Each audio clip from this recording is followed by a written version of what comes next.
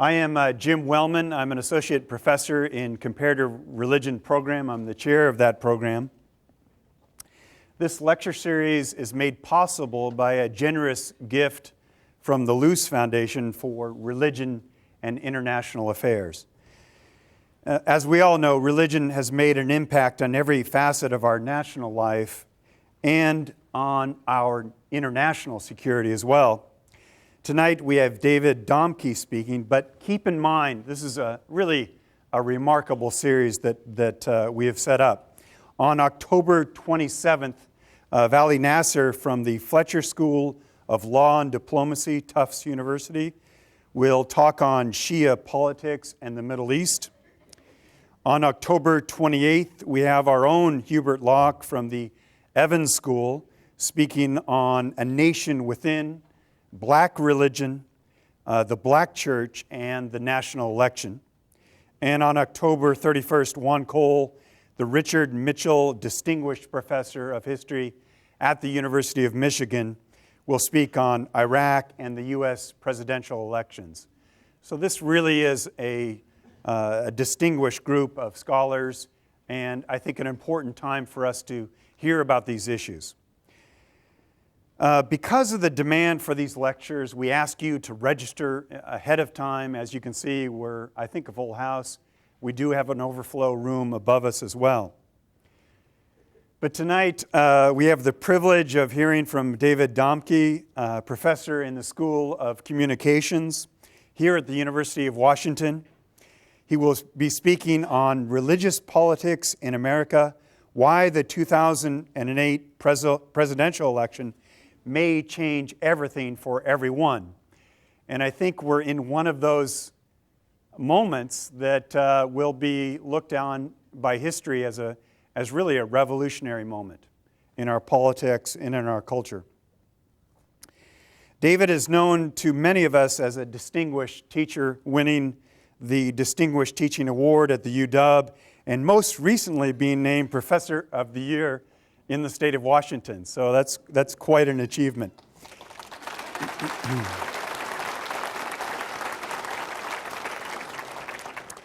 He's one of the few fellow professors that I actually go out of my way to listen to, so that says a lot. But he's also a distinguished scholar. His most recent book, The God Strategy: How Religion Became a Political Weapon in America, was preceded by his 2004 book, God Willing: Political Fundamentalism in the White House, The War on Terror, and the Echoing Press. These are wonderful books. These are books that I've used. I think they could help you a great deal. They are on sale outside, and David will be there to sign them after the lecture tonight. So that's a great opportunity for you to illumine your own politics and thinking. I want to say a couple things just in housekeeping. I think some of you have note cards for questions. Please pass those to the outside, and we'll collect those and pass them down. We'll collect those and give them to David for question asking period after his lecture.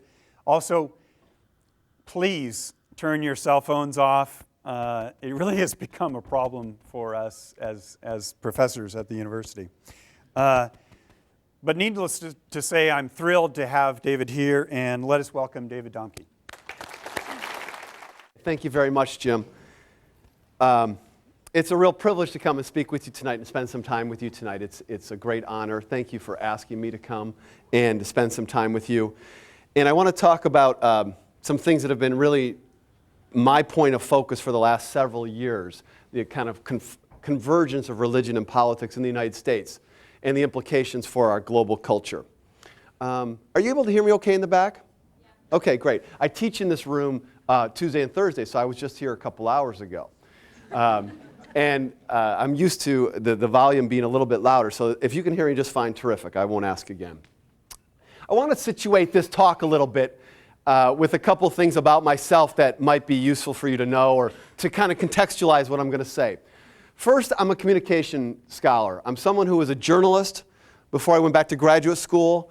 I've always been interested in words and the kind of creation of meaning through the kind of putting together of ideas and words and phrases and pictures and images.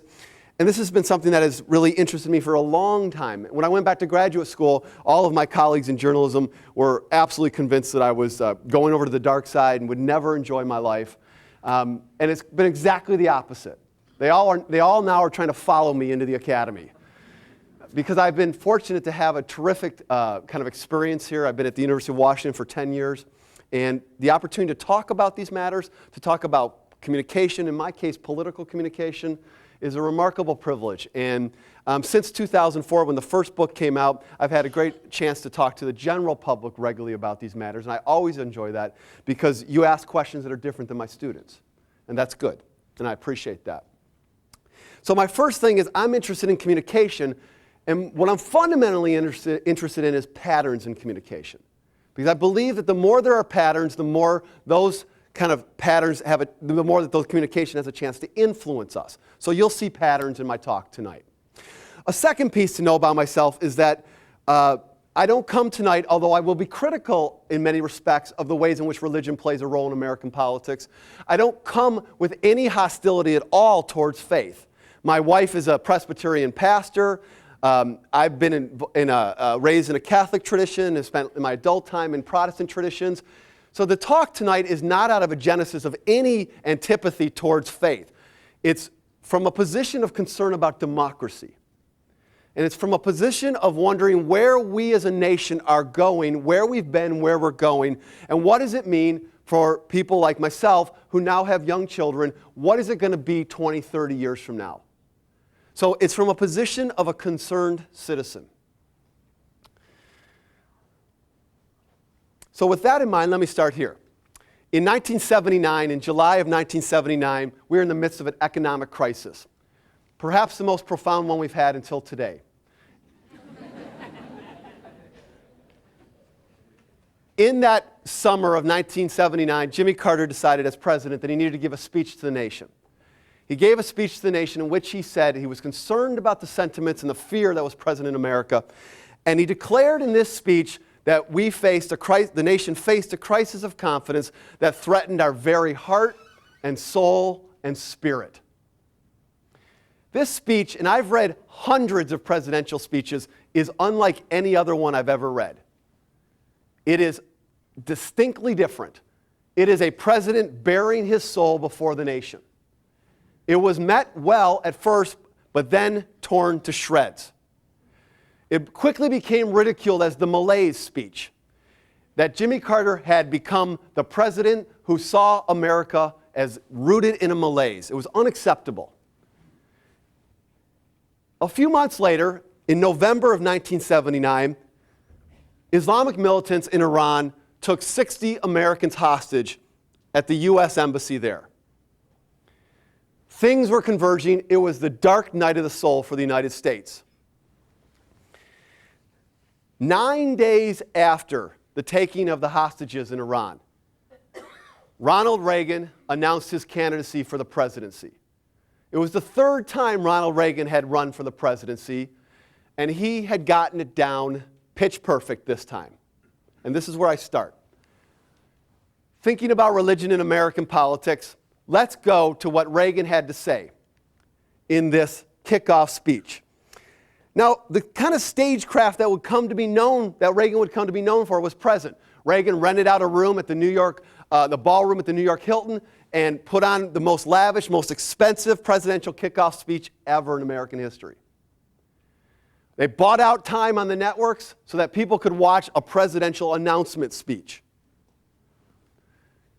And at the apex of the speech, as he brought it to a close, as he hit his crescendo, this is what he had to say.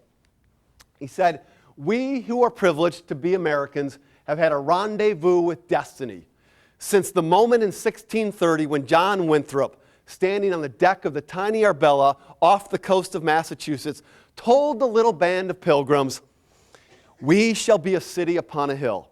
The eyes of all people are upon us, so that if we shall deal falsely with our God in this work, we have the work that we've undertaken, and so cause him to withdraw his present help from us, we shall be made a story and a byword throughout the world.'" And he concluded with this: "A troubled and afflicted mankind looks to us, pleading for us to keep our rendezvous with destiny, that we will uphold the principles of self-reliance, self-discipline, morality, and above all, responsible liberty for every individual, so that we will become that shining city on a hill. I believe that you and I together can keep this rendezvous with destiny.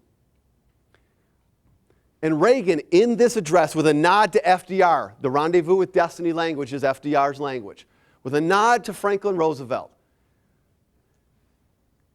ushers in a new era of religious politics in this nation with this moment, at this time.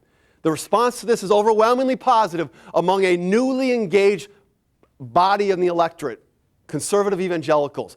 Within a week of Reagan's kickoff speech, 50 Christian professionals from around the United States come together, coalesce behind Reagan, and announce that they're going to raise money for Reagan's election campaign. These individuals had thought that Jimmy Carter was their man, because Carter was a Southern Baptist born-again evangelical. That's pretty much the gold standard. But you see, Carter was old school Southern Baptist, which meant that he took separation of church and state very seriously. And so in the data that I will eventually show you, know this, that from all of the presidents that we looked at, and I will talk about tonight, Jimmy Carter is the most religious of them all, but he was the least publicly religious of them all. And so Carter did not give them, these evangelicals, what he wanted, and Reagan did. And so folks began to mobilize behind him. Reagan, enjoying this moment, was interviewed by the Washington Post about this kickoff speech. And he said, in that Reagan-esque kind of way, Winthrop didn't say shining. I put that in there. You might have heard this phrase recently, a shining city on a hill. Sarah Palin has used it regularly. But you could go to Tennessee in 2006 where Harold Ford was running from the Democratic side. And he used the phrase regularly. It's a phrase that has become part of American political discourse today. Okay? I want us to think about how this came to be and what it's looked like for us, and then I'm going to spend the last portion talking about 2008. Now, Reagan didn't just say this. With these folks behind him, he began to mobilize what we call in our book, Kevin Coe, a former student here from Tacoma, now a professor at Arizona, my co-author with me, what we call the God strategy, a deliberate, intentional infusion of religion into politics for political purposes. Reagan began to implement the God strategy, so much so that in July 1980, at the convention address, the Republican convention address, Ronald Reagan closes his address with one of the most dramatic moments in American political history. I want to show you that moment.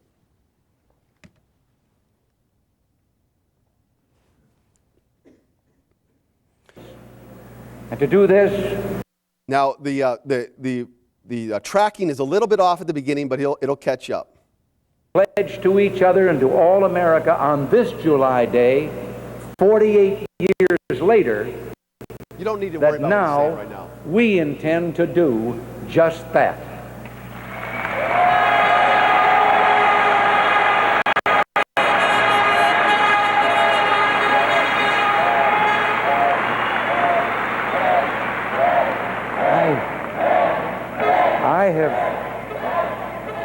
I have thought of something that's not a part of my speech and worried over whether I should do it.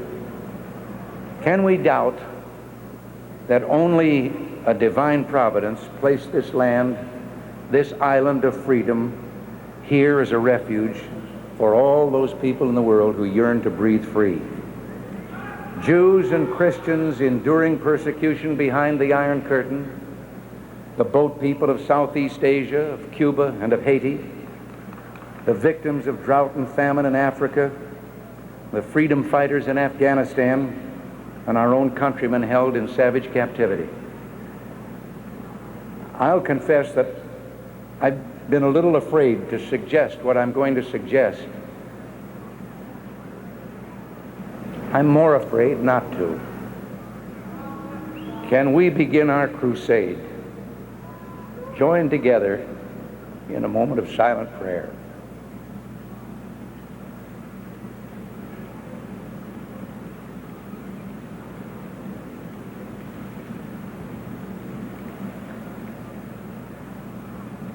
God bless America.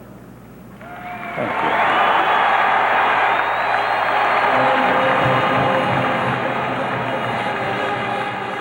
That phrase right there, God bless America, nobody runs for office today without saying it. God bless America was used in presidential addresses, major presidential addresses, exactly one time before Ronald Reagan became president. One time. Richard Nixon in the middle of Watergate.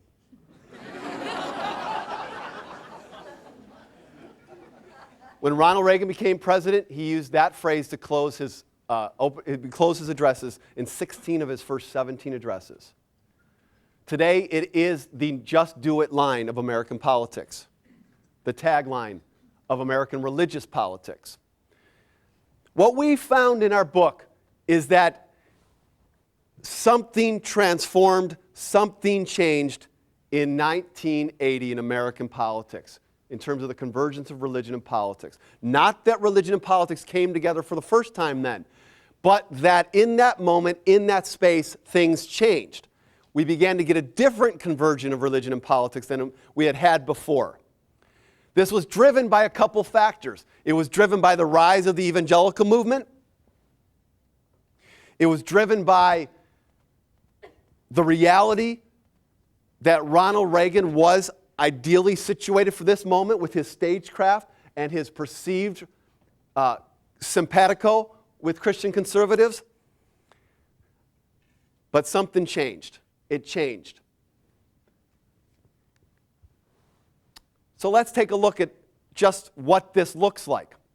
What this new religious politics, this kind of God strategy that we call, what it looks like. And so I want to show you 3 pieces of data that speak to this change in 1980. In our analysis, we went and analyzed every major presidential address from Franklin Roosevelt through 6 years of George Bush. This is more than 360 addresses. These addresses, how did we pick them? They had to be broadcast live at the time, either on radio or television later. They had to be delivered during prime time so that many people could listen or watch. And they had to be on major substantive issues of the day. So no Thanksgiving addresses, for example. We came up with 360 major addresses, and we read them all, because this is what we do for fun, all right? We read them all. We read them a couple times. We probably read them all told 4 or 5 times. Because we were looking for certain things, and then certain things found us as well. And what I want to do is show you the first piece of data that speaks to this shift that begins in 1980. We looked for 2 specific kinds of religious language, what we call God invocations and faith invocations. God invocations are explicit references in speeches to the idea that there's a God. It's language such as God, Creator, Providence, the Almighty, or He or Him when it's referring to God. So anytime in a presidential speech, when the president clearly invokes the idea of a divine being, you never see a president say, like, I wonder if there's a God. No, they just assume it. They just speak it as if it is. So we counted all this. We wanted to track this. We also looked for what we call faith invocations, which is a more subtle faith language, which is not God language, but is more subtle, like terms such as prayer, blessings, mercy, compassion, evil, spirit, spiritual. Words that are part of a standard kind of religious vocabulary that many Americans use, but isn't overtly God language. But it's definitely faith language, okay? So we created a vocabulary of about 100 words and used a computer program where we ran all the speeches through the program to see, how much of this faith language was present across all these addresses. So I'm going to show you the amount of God language and faith language from FDR through George W. Bush. And I want to simplify this for ease of presentation and show you 4 different contexts in which we might look at this data at, the God language and the faith language. Let me start with wartime. In a time of war, it's quite plausible that presidents would use more of this language. They might use more God language and faith language to spur support for a war or to sustain the nation, any kinds of reasons. So what we did is we broke addresses into whether they were in times of war or whether they weren't. So 360 addresses from FDR all the way through George W. Bush, and we broke them into 2 camps. Were they delivered in time of war, such as World War II, Vietnam, and so on? Or were they delivered in times of peace? So what I want to show you is the percent of increase in this kind of language, God language, faith language, in times of war. Percent that the language increases in these speeches in times of war. Okay? So we see a bit of an increase. In times of war, we see a 20% increase in religious language, God language specifically, and a negligible increase in faith language. So times of war matter. Okay, they matter a bit for God language. The second context I want to focus on is which political party the presidents were in. We put, right here I say in the GOP, because what we did is we broke everybody into Republicans or Democrats, and across the span of time, there's roughly an equal split of Democrats and Republicans. And so we make the case that maybe being in the Republican Party is more likely to lead you to use more religious language. For all kinds of reasons. Maybe you're more religious, maybe your constituency is more religious, whatever. So the important piece is comparing Republicans and Democrats, and the numbers I'm about to show you, is the percent of increase that occurs when you move from being a Democrat to a Republican in the presidency. How much more do Republicans do this than Democrats? So let's see. Okay, a little bit. About 25% more God language for Republicans than Democrats in the presidency in this span of time, what we might call the modern presidency. And it's a little bit more faith language, so not much there. All right, third context to look at is whether a president is facing a re-election. Maybe a president who has to face the voters again may use more of this kind of language, thinking that it will help him to get reelected. Because America is the most religious nation in the West by far. It's not even close. More than 90% of Americans consistently say they believe in a God. 70% of Americans tell pollsters that their faith is very important to them. In a Pew Research Center study of 44 nations, both in the West and around the world, in developing nations, the next closest nation in terms of saying that their faith is very important to them was Great Britain at 33%. Okay?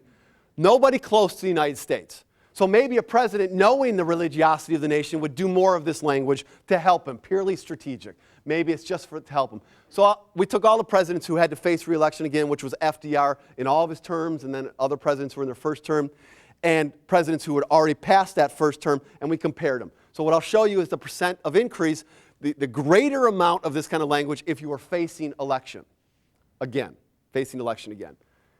Not much. So it doesn't really matter. God language is a modest 2% decline, God language. And faith language, no big deal. All right.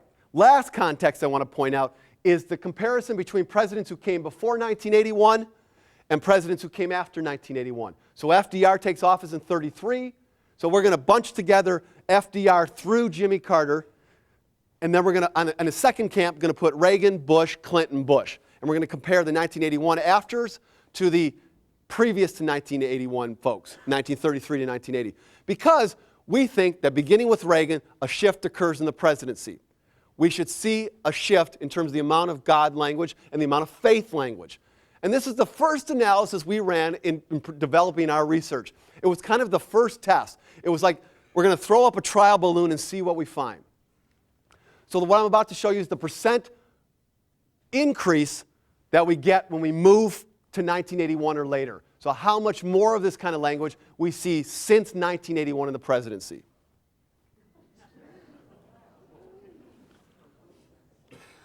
We see a 120% increase in major national addresses of God language. We see a 60% increase in faith language since Ronald Reagan took office.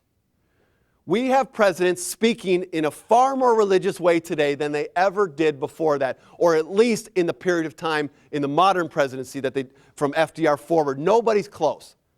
So something changed in 1980. Something dramatic changed. And when I talk to my students, and some of the students I can see you here that are here tonight, I speak to them, and I know when I talk to them because they tell me that they just think that this is normal. That this is the way it's always been. And it's not so. It is not the way it's always been. This is a product of the last 30 years in American politics. That's data piece number one. Data piece number two is linking God with country. So not just religious language, but actually linking this religious language to the nation. one thing that we look at in the address, in all these addresses, is we took all the God language, all the God instances, and we reread them again, because you just can't read this stuff enough, all right? We reread them again. This time, we read them looking for any explicit linkage in the speeches to two values that have defined America for generations, the values of freedom and liberty.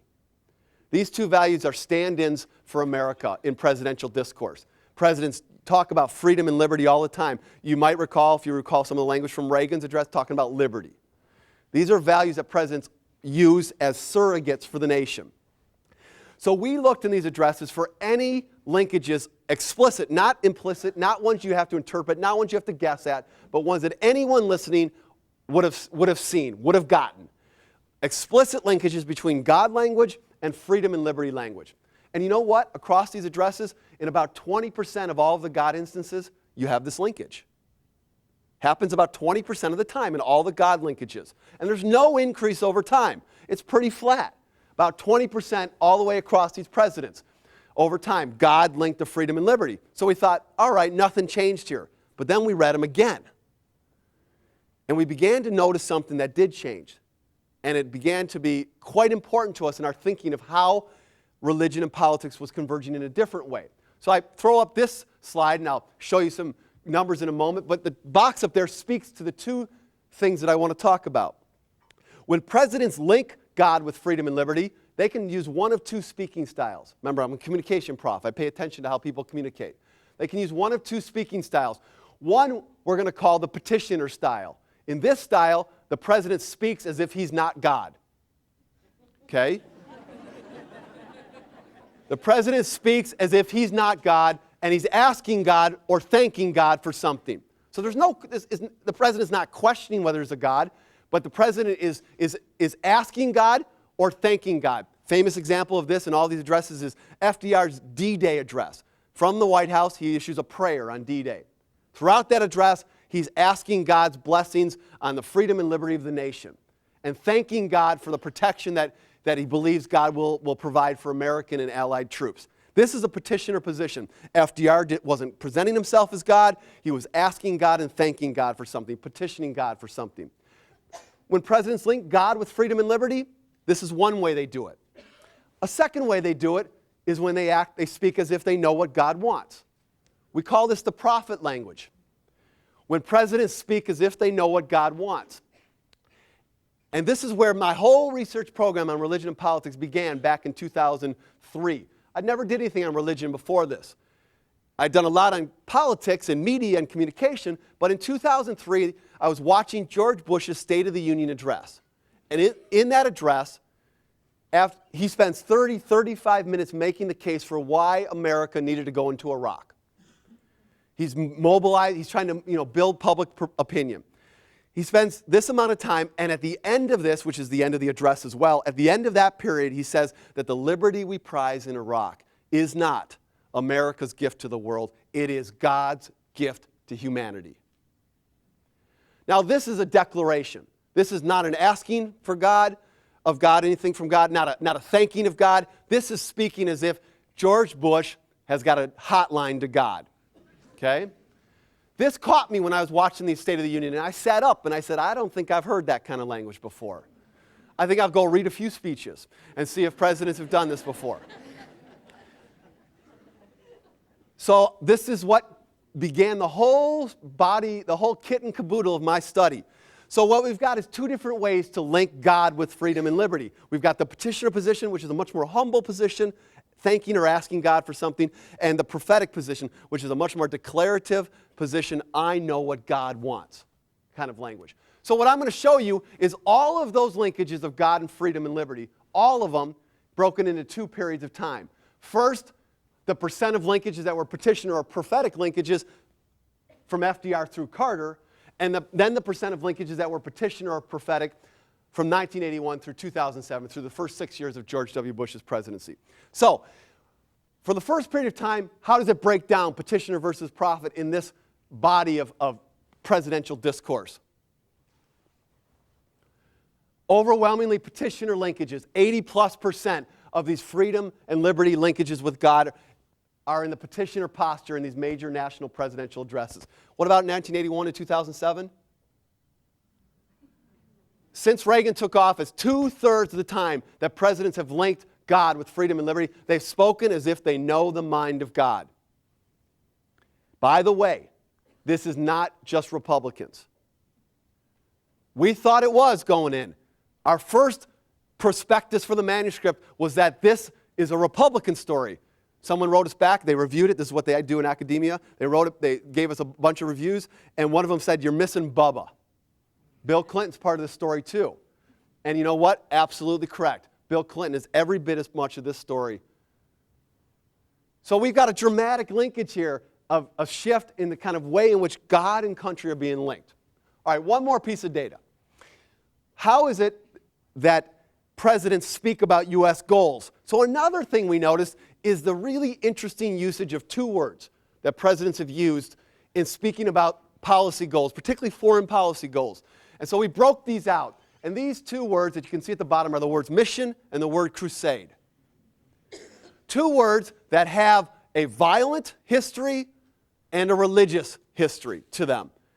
They are words that are part of the American religious political story. They're at the heart of them because they bring together part of the cultural story of violence and militarism, and they bring the religious dimensions as well. So we looked at these words. We thought this is really interesting, these two words. Let's take a look at them. And what I want to show you is the total percentage of these two words that were used before Reagan took office and the percentage that was used after Reagan took office. So I'm going to show you mission and crusade, and I'll say again what I'm going to show you. I'm going to take all of the mission words and all of the crusades words in all of these addresses, and I'm going to break them down. They either occurred before Reagan took office or after Reagan took office. We're just looking at when was there more of these. Now, to be clear, we've stacked the deck against ourselves with this analysis because there's far more speeches before Reagan takes office. Far more speeches, far more words. So we're making it tough on ourselves. If our argument is there's more of this kind of religious political stuff going on in convergence since 1981, we're stacking the deck against us here. We should see more of this just in pure percentages before 1981.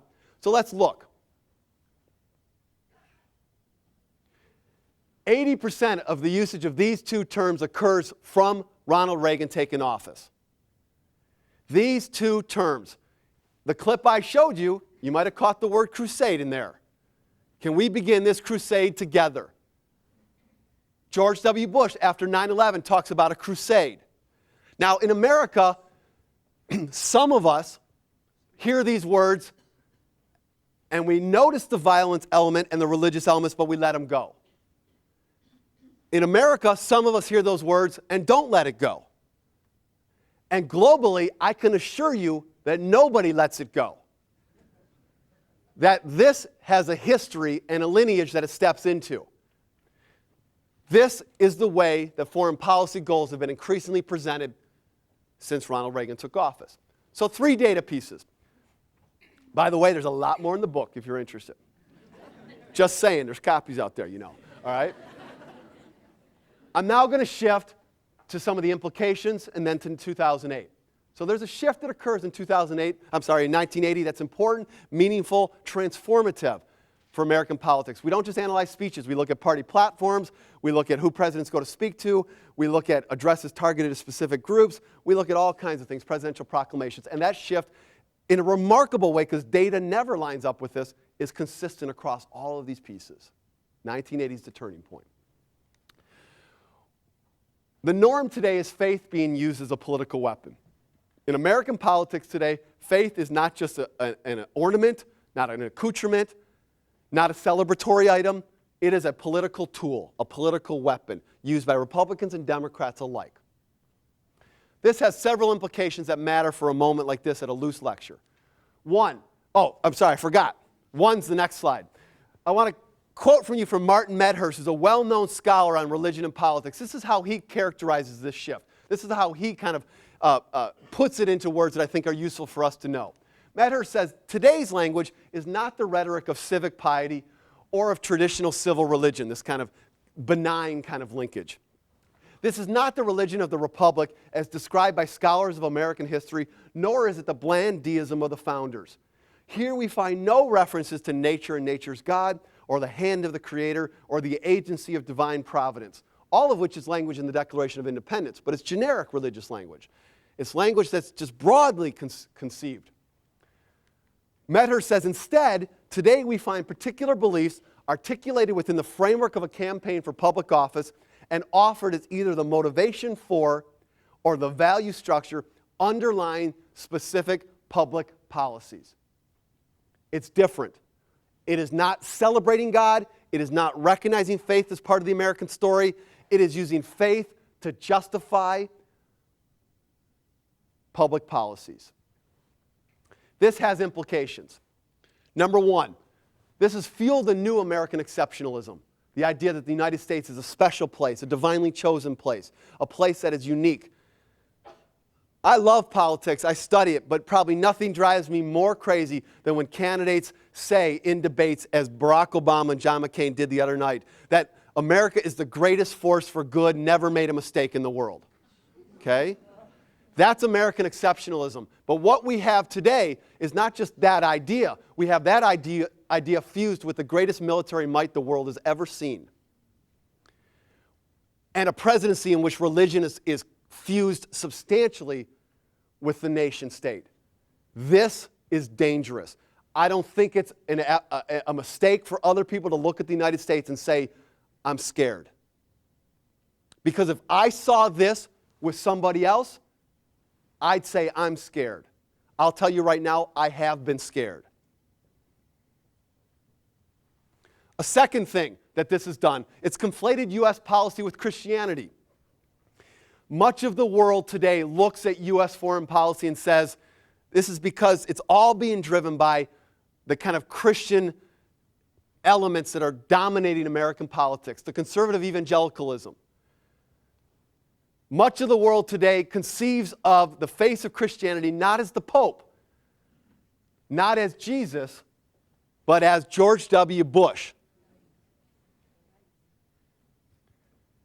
The conflation of policies with Christianity, if we look at human history, doesn't usually lead to good outcomes. Okay? And we in America might say, you know, it's a more complex story than that. Bush is just one person, and yes, I might be a Christian or I might not be a Christian, or I might be a person of faith or I might not be. But the reality is it's a more complex story. And the rest of the world says, you know what, I'm experiencing your military might and it's not more complex to me. It's not. So you can nuance it all you want. George Bush in 2000 famously said, in Texas we don't do nuance. And I think the rest of the world is saying to America, we don't appreciate what you think is nuance. Okay? Third, it's polarized domestic American politics. Today, issues divide Americans along religious lines in ways that were not present just 3 decades ago.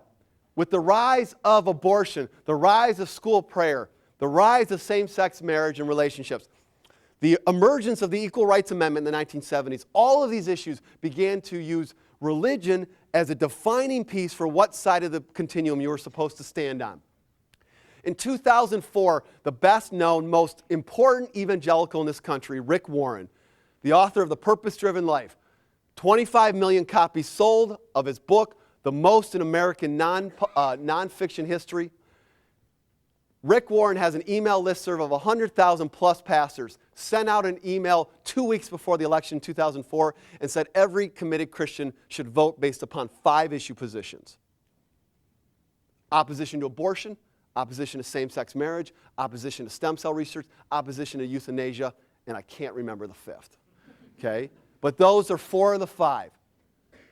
Warren, the most influential evangelical going. Now Warren, to his credit, has subsequently said he'd never do it again.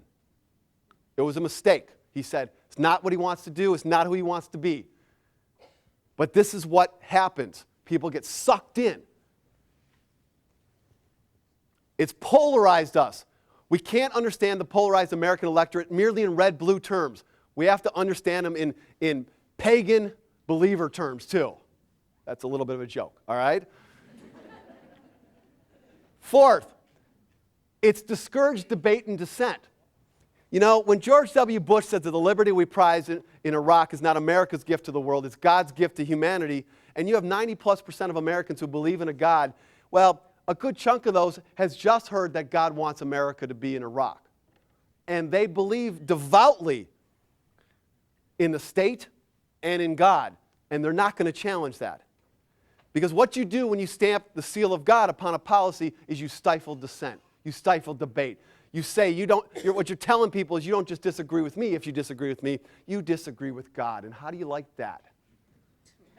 Doesn't help conversation. I'm a communication professor. I'm all about more communication, more conversation, more debate. This is all about less of it. Think about how much debate we had about going into Iraq and weapons of mass destruction. Not enough. Think about how much debate we've had about how the war on terror is supposed to be run through Afghanistan or not. Not enough. The reality is that dissent and debate has been squelched with this religious politics. Not forever, but currently. And lastly, it's politicized houses of worship. For people who are religious, whether they're engaged in the politics or not, they ultimately are affected by this because the politics sullies the faith. My wife's a pastor. I mentioned that. She feels that her faith has been hijacked for political purposes. She has no control over this. It's politicizing places of religious worship. So much so that many of these places are now deciding they want to be part of the game. 2 weekends ago, on Sunday, 2 weeks ago, several hundred Christian churches around the country intentionally preached from the pulpit an endorsement for the presidency. Because they want to challenge tax-exempt status in this country that currently says that you can't do that and be a tax-exempt nonprofit organization. And they think that's an infringement upon their rights as believers. And so they're challenging it. This is going to go to the Supreme Court over the next couple of years. And if the Supreme Court, with the conservative constitution that the conservative composition that it currently has, may well overturn that. It is politicizing faith in a way that I think is antithetical to the tenets of anybody's faith, whatever that is. So I think these implications are pretty substantial. I think they're pretty severe. Let's go to 2008.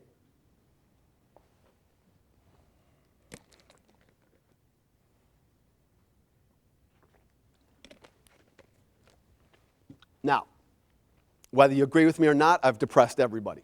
Okay? This is what I do. All right?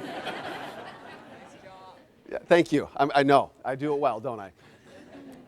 But now let me completely turn it on a dime and say that what I think is going on in 2008 is a transformative election. We're having a left turn. A left turn or a right turn, don't know, but 1980 was a right turn.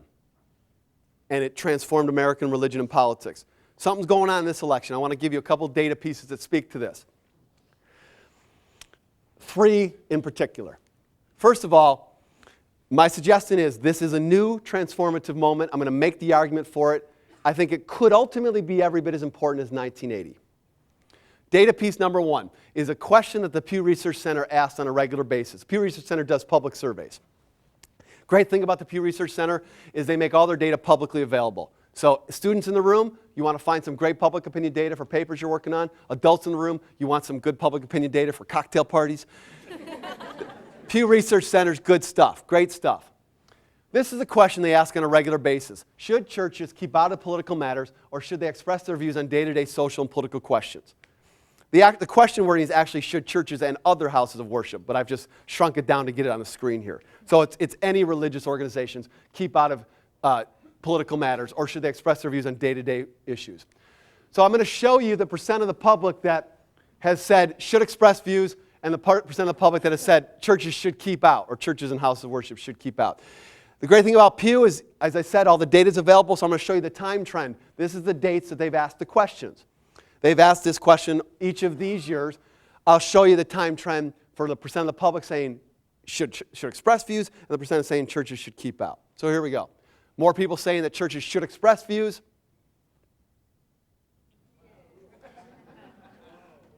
In 2008, for the first time in all of the data that I've been looking at since 2003 when I started this research, for the first time I see some data that suggests something's going on. Maybe people are starting to have had enough of this. Maybe people are changing their minds. Maybe people just want something different. We had a 10% shift right there in 2008. That date is in August of 2008, so it's just a month and a half old. All right? Now, I'm a scholar. I'm interested in more than just the data, though. I want to know, I want to dig deeper. I want to get deeper. So I ultimately want to know who shifted. Who made this shift? Was it the stereotype would go that it's just Democrats and they've hated this for some time and now they really hate this? Is that what's happened? Is that what has happened? So the great thing about Pew is, well, it's all great, right? I love Pew, is you can break it down by party identification. So the next bit is I'm going to take the percent that was saying that churches should stay out of religious matters, and I'm going to show you, out of political matters, and I'm going to show it to you by party ID, Democrats, Republicans, and Independents. Look at them.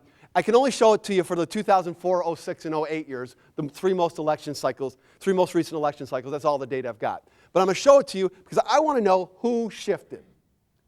Okay? So let's see. So Democrats more likely to say this in 04. Democrats don't really move. Independents make about a 10% move up. It's saying they want churches out of political matters. Republicans make an 18% shift over time. This is Republicans that are making the move, not Democrats. Well, that's really interesting to me because Republicans have been more inclined to do this for some time. What it tells me is that we're beginning to get some kind of consensus on that. Because if you look in 2004, there's a pretty sizable gap there. But you're starting to get a consensus on this across partisan lines, with a majority of Americans saying churches should stay out. One other thing that you can do with Pew data is that you can break it down by religious identification. So let's see what religious groups made this move. So this is the last piece on this bit of data. So I'm going to show it to you by religious identification. Same years, 04, 06, and 08. These are the 5 groups I can show you. These are the percent of people saying that churches should stay out of political matters. And where the names are right now is indicative of where they're going to show up in 2004. So only 20% or so of black Protestants said churches should stay out in 2004. About 30%, is 27% actually, of white evangelicals say churches should stay out. Then you have a big jump up to white mainline, people who are unaffiliated, don't have any religious affiliation, and then Catholics. So let's see these 5 groups. Let's see these 5 groups over time. Let's see who moves.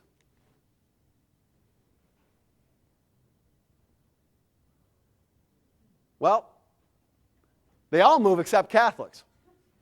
Catholics are already up there. But unaffiliated goes up. That's not overly surprising. White mainline go up a good 10, 12%. But this is what really catches my eye. White evangelicals go up 11%. This is the group that in American politics has driven the rise of religious politics. They're at 39% in the 2008 data, saying they want churches out. Something's going on. Something's going on that's important. All right. Second piece that speaks to this is Sarah Palin. I know you really want to talk about Sarah, okay? So in this political environment, with people beginning to move against religious politics, John McCain named Sarah Palin as his VP. He had to do it because he needed the evangelical base of the party to like him. They don't. And he needed them, and they really do like Palin a lot. So he named Palin. There was a draft Palin movement for VP, and John McCain wanted to name Joe Lieberman as his vice president. He and Joe Lieberman are very close, but Lieberman's a Democrat, and he's pro-choice. And 5 state party chairs and Republican state party chairs around the country went to John McCain and said, if you name Joe Lieberman as the VP, we will stage a floor fight at the Republican convention for the nomination, and then we will walk out. And so John McCain, the maverick who never bows to anybody, bowed, okay? Because he had to. The politics made him do it. So what I'm interested in with Palin, I'm not going to spend a lot of time on Palin, but what I'm interested in with Palin is whether or not her choice, which might play well in a typical religious political environment, has played well. Because there's no question that she was a Valentine to evangelicals. This is what she was. So here's her moment, the apex perhaps of her moment at the St. Paul Convention, giving the speech, and the amount of outpouring in this country for her was remarkable. The amount of interest and support. This is her big moment in the speech. Ever since then, things have kind of been going south for her. The worst thing that could happen to John McCain is if people around the country say, you picked her for political reasons.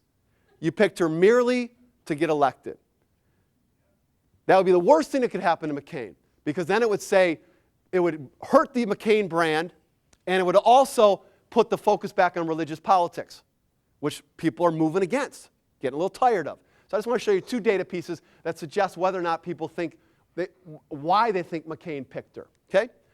Did McCain pick her because she's well qualified, or did he pick her to help him win the election? But the question wasn't just asked of McCain for his pick of Palin, it was also asked of Obama's pick of Biden. So here's the numbers for Obama and Biden. About a 2-to-1 ratio, and people saying you picked Biden because he's qualified. What about for Palin? 3/4 of Americans say you picked her for political reasons. This hurts McCain tremendously. He stepped into an environment in which for the first time in 3 decades, religious politics is not the way to go. Talk about bad timing. Okay? One more piece on Palin. So has she been winning people over?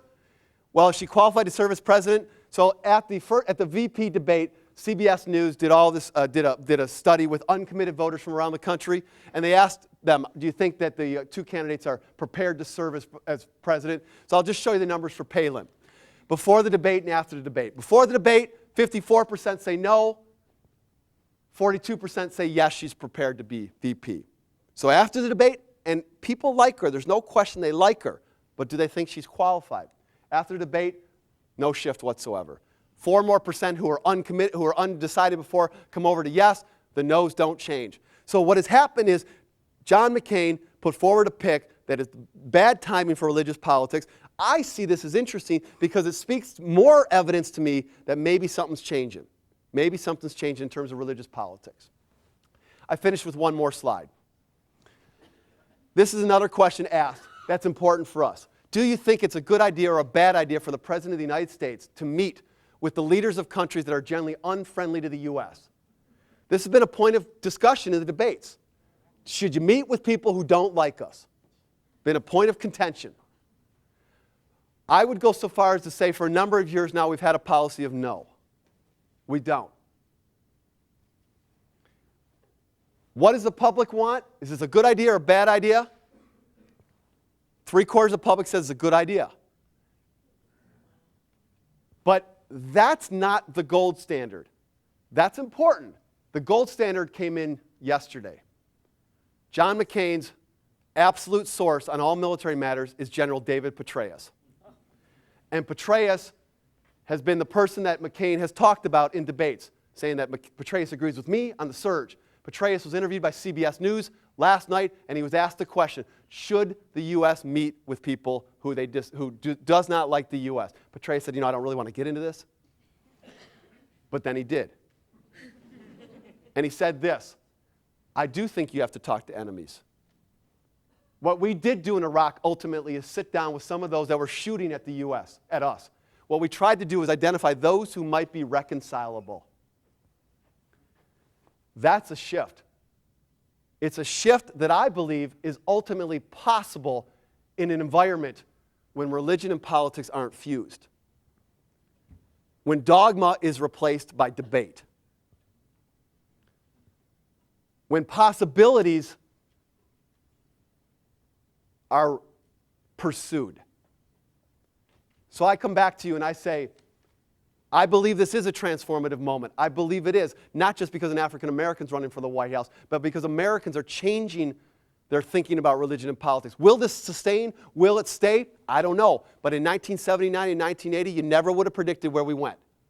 Things change at certain moments, certain times. This could be one of those moments. This could be 1980. This could be 1932. The responsibility lies with us. Who's going to work to make it happen? Thank you.